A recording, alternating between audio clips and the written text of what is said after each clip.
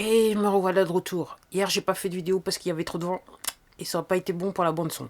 Alors, aujourd'hui, je suis de retour en mode camouflage, ok, dans l'espace urbain. Je calcule que, ouais, il y a au moins un arbre quelque part, donc je vais pouvoir me camoufler d'arbre en arbre. Et je me dis que j'aurais fait mon activité physique d'une heure, en moins d'une heure, c'est le cas de le dire.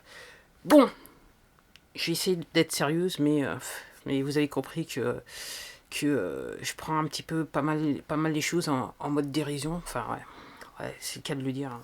Ouais, on va pas pleurer quand même. Donc aujourd'hui, je suis venu vous parler des recettes fiscales.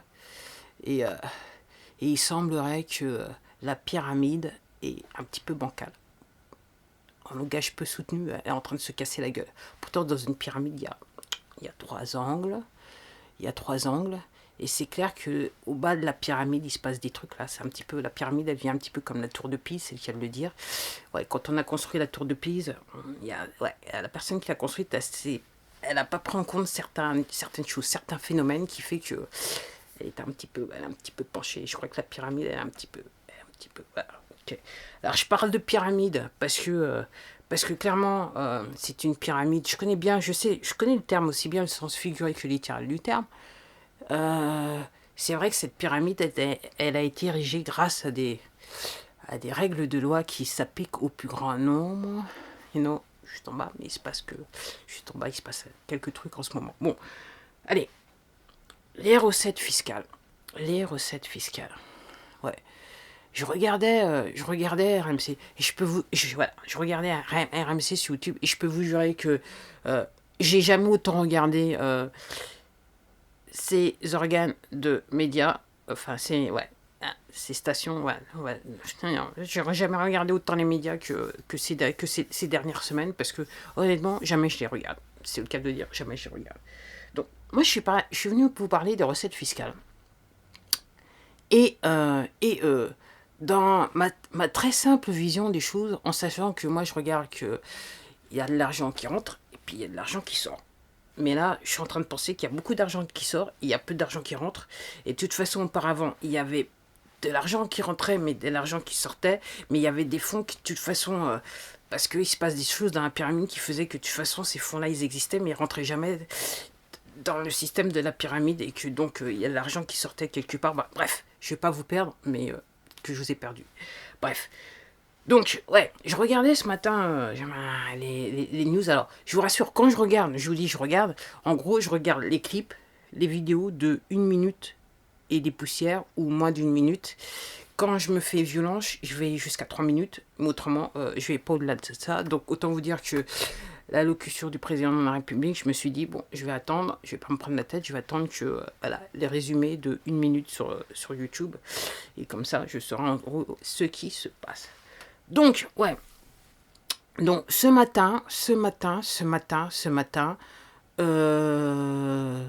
matin, donc on parlait alors, Madame Pénicaud, je vais vous dire honnêtement, je sais même pas qui est membre du gouvernement, mis à part le Premier ministre, je sais pas qui, ministre des Finances, ministre du Travail, enfin bref.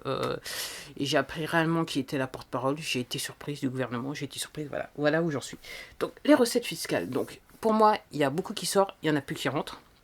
Donc, ce qui va, entre guillemets, c'est un petit peu ce que je disais auparavant dans les précédentes vidéos. Je me dis, c'est pas bon pour nous, citoyens lambda en bas de la pyramide, en bas de l'échelle, quoi, entre guillemets. Non, je vais arrêter de dire pyramide, je vais dire en bas de l'échelle. C'est mieux. Je pense que c'est politiquement correct de dire au bas de l'échelle. Ouais. Les petits salaires qui lèvent jamais le doigt. Voilà, on trouve jamais. Oups. Bon, alors, ouais. Donc, ce matin, il était question du chômage partiel qui apparemment sera payé aux entreprises, et on demande aux entreprises de payer les salariés comme d'hab, parce que de toute façon, si c'est pas fait, l'économie qui est déjà en train de se casser la gueule, ça va être ultra dramatique. Donc, après, donc il faut que les entreprises remplissent des papiers. Alors apparemment, ce qui est logique, c'est plus facile pour les super grosses entreprises qui, de toute façon, d'un point de vue fiscal, il y a des règles de loi qui leur permettent de ne pas payer autant d'impôts qu'ils devraient en payer. Donc on demande, donc les grandes entreprises, elles peuvent faire tous les papiers nécessaires pour avoir ces aides de l'État. Après, vous avez des entreprises qui peuvent faire des demandes d'emprunt auprès des banques, mais ces banques étant les banques telles qu'on les connaît, des prêts qui sont garantis par le gouvernement, ce qui va pas arranger quelque part les recettes fiscales, mais quelque part c'est un mal nécessaire, on va dire cela comme ça, que l'on payera plus tard, c'est sûr. Donc en gros, ces emprunts donc garantis par l'État, c'est les banques qui décident à qui elles donnent un emprunt. Et je regardais une vidéo ce matin où il y a un monsieur qui disait, donc il est, je crois que c'était sur RMC, je crois. Donc le monsieur il disait qu'il avait des chambres d'hôtes qu'il louait, qu'il n'a plus personne, et qu'il a fait une demande d'emprunt que sa banque lui a refusée. Bien sûr qu'elle va refuser, parce que la banque, elle sait pertinemment qu'il y a des secteurs d'activité qui prendront énormément de temps pour venir. C'est pas comme si à partir du 11 mai, parce qu'apparemment le confinement c'est jusqu'au 11 mai, mais je pense que ça sera plus jusqu'à la fin du mois, mais on sait jamais. Donc c'est pas, quand bien même que ce soit le 11 mai ou à la fin du mois, soudainement la chose là qui flotte dans l'air et qui nous rend tous malades, elle va pas disparaître là comme ça. Donc en gros, donc les banques, les décideurs savent très bien que de toute façon, il y a certains secteurs de l'économie qui remonteront pas la pente aussi facilement que ça, et c'est clair que le secteur touristique, c'est mort. Les secteurs du divertissement, c'est mort. Donc si vous êtes une entreprise, ou si vous êtes travaillé pour une entreprise, ou vous êtes une entreprise, chef d'entreprise dans ce secteur d'activité, je pense que ça va être difficile pour vous d'avoir des emprunts. Alors après, l'histoire de dire, c'est que le gouvernement de dire, ne licenciez pas les gens, mais il y a des gens qui n'auront pas accès aux emprunts, qui n'auront pas les documents nécessaires et valables, on leur refusera certaines demandes, peut-être chômage partiel. Donc, comment est-il possible de nous faire croire que le chômage ne va pas augmenter, que l'État va devoir dépenser et qu'après on va devoir payer? Alors je crois comprendre que l'histoire de l'aide de la Banque Centrale Européenne, c'est un petit peu en suspens. Mais honnêtement, je pense que c'est en suspens pour les raisons que je vous ai expliquées dans les précédentes vidéos, parce que honnêtement, si cette aide elle arrive, moi je me dis, c'est la Grèce. On va vivre en Grèce. Et là c'est bien, je pense qu'on a peut-être un petit peu le climat de la Grèce, donc en gros on va se sentir comme si on était en Grèce. Mais bon, pendant l'hiver, je suis pas sûr. Bon, on va dire ça comme ça. Donc, les recettes fiscales, en sachant que, vu qu'il n'y a pas d'activité économique, il n'y a pas de commerce, il n'y a rien, il n'y a aucune activité commerciale. Donc en gros, il n'y a pas de fonds qui sont générés pour entrer dans les caisses de l'État à travers nommément la TVA. Bien qu'il y a certaines personnes qui ne payent pas la TVA parce qu'il y a des trucs qui se passent.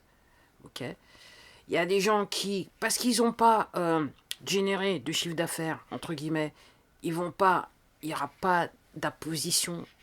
Enfin, l'argent qui n'existe pas, il ne peut pas être fait, bien que légalement c'est possible, un gouvernement peut générer de l'argent qui n'existe pas. Si un citoyen le fait, il se retrouve en prison. Si c'est le gouvernement, c'est bon, même si ça rend service à personne dans le long terme. Ok. Donc les recettes fiscales, donc qui sont en train de sombrer. Donc comment on va s'en sortir de cette affaire? C'est assez intéressant. Je crois qu'on va tous en s'ouvrir. Et je me dis, je suis toujours en train de dire que les minima sociaux vont être extrêmement sollicités. Ok. Toucher aux minima sociaux, ça va être difficile. Les retraites. Après, il semblerait que la nature nous rende service, entre guillemets. Si je vois la vision d'un gouvernement, je suis désolé, c'est pas, je suis pas, ok, je veux faire de mal à personne, mais bon, faut appeler un chat, on va dire cela comme ça. Mais bref, on est quand même mal barré. Donc, il n'y a plus de recettes. Clairement, le gouvernement n'a plus de recettes, puisqu'il n'y a pas d'activité commerciale, tout simplement. Voilà. On est quand même un pays où on est extrêmement taxé, pour l'instant, vu qu'il n'y a aucune activité. Alors, c'est vrai qu'il y a les gens qui s'en sortent bien, ce sont les entreprises de sécurité, on va dire ça comme ça. et les gens qui sont dans le médical, entre guillemets,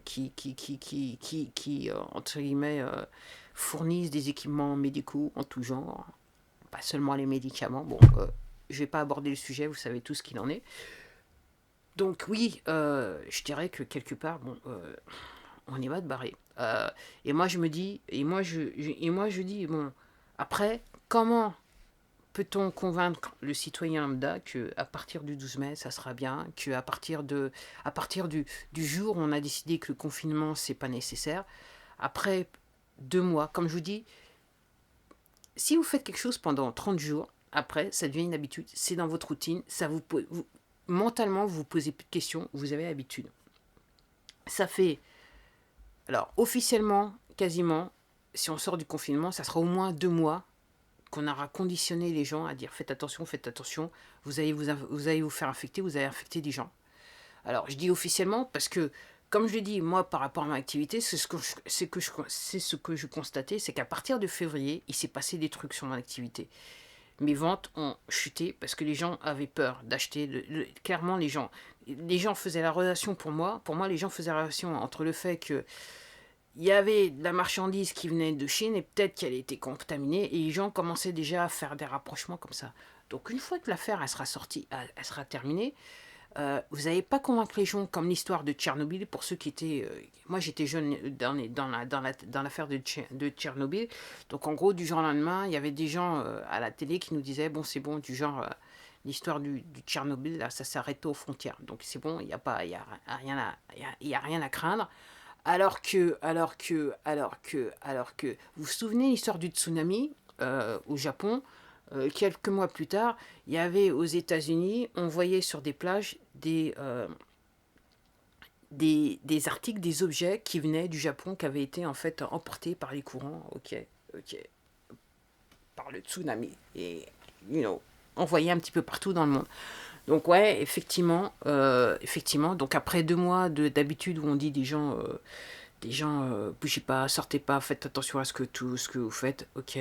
Moi qui suis plutôt cool, là maintenant, c'est vrai que, ok, voilà, j'ai le passe-montagne quasiment, enfin, j'ai le truc, passe-montagne, entre guillemets. Quand je sors, j'ai des gants, ok, et j'essaye de faire attention aux autres et pour moi, ok.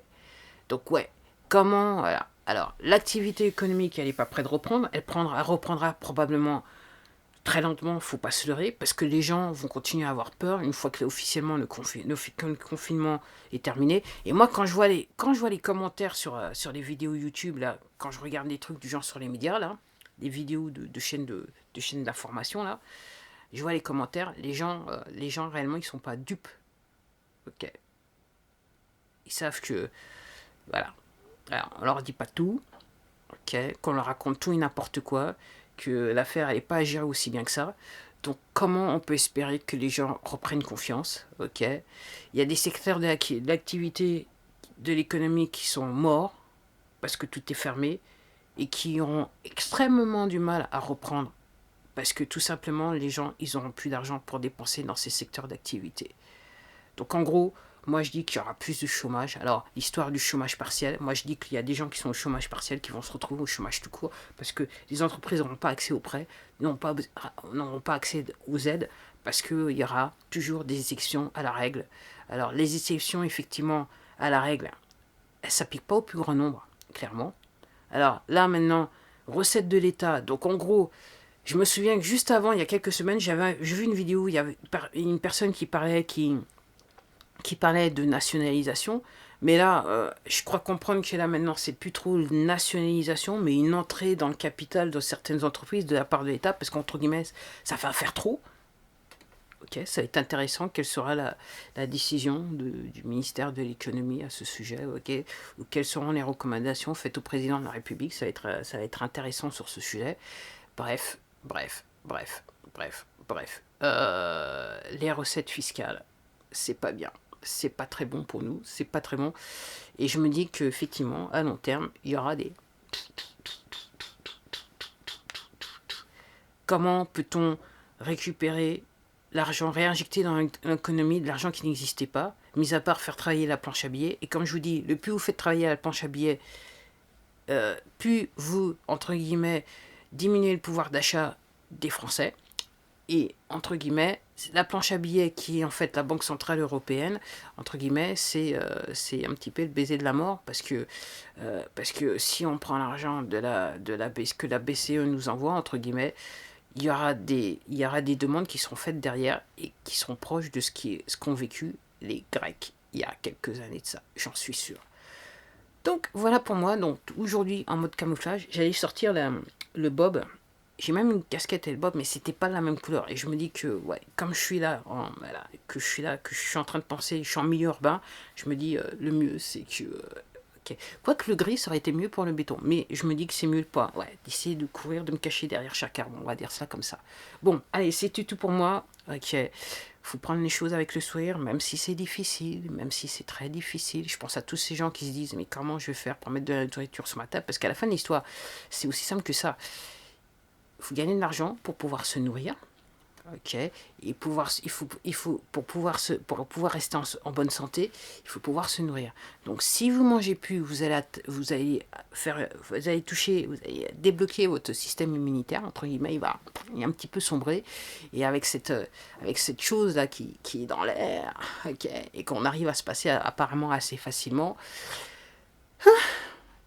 La pandémie va être une épidémie qui va, entre guillemets, peut-être baisser, mais peut-être revenir, parce qu'il y aura des mesures sanitaires simples qui n'auront pas pu être prises par le français, parce que tout simplement, il est à court d'argent, peut-être. J'espère pas, mais ça sent pas bon tout ça. Allez, sur ce, je vous laisse, je vous dis à la prochaine vidéo. En attendant, prenez soin de vous, et ouais, courage. C'est tout ce que je peux dire. Soyez courageux. Allez, au revoir.